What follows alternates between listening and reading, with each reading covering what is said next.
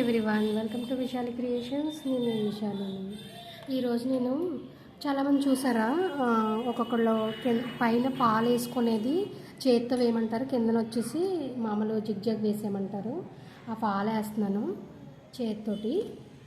చాలామంది వచ్చే ఉంటుంది, అందరికీ రాదని అనట్లేదు. అంటే కొత్తగా నేర్చుకునే వాళ్ళకి ఉంటుంది కదా, వాళ్ళకైతే ఈ వీడియో పెడుతున్నానండి. ఇదేంటంటే ఇది చిన్న పాలు కాబట్టి పర్వాలేదు, పెద్దదైనా మనకి ఇక్కడ వరకు హ్యాండ్ వెళ్తుంది.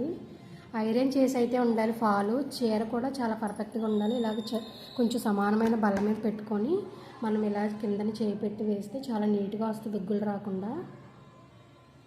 మనం చేతికుట్లు ఎలా అయితే వేస్తామో సేమ్ అలానే వేయాలి. గ్యాప్ ఎక్కువ ఇవ్వకూడదు. గ్యాప్ ఎక్కువ ఇచ్చామనుకోండి, మన కాళ్ళకి అది తగిలిందనుకో దారం అందులోకి వెళ్ళిపోయి ఉన్న కుట్టు కూడా ఊడిపోతుంది అన్నమాట.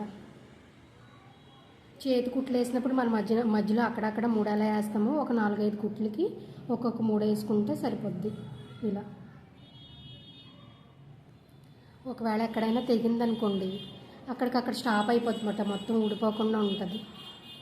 దానికోసమని ఓకేనా. ఇలా పట్టుకొని కిందన ఇలా చేయి వేసుకొని వేస్తేనే చాలా ఈజీగా వస్తుంది అన్నమాట. ముడతలు రాకుండా, ఉగ్గులు రాకుండా ఉంటుంది.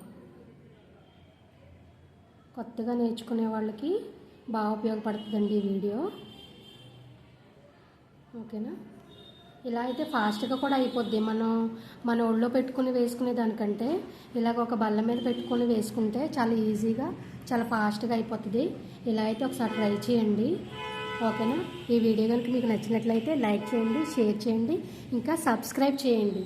నా వీడియో చూసి మీకు నచ్చినట్లయితే ఇంకా దీన్ని చూసి కూడా నేర్చుకోండి.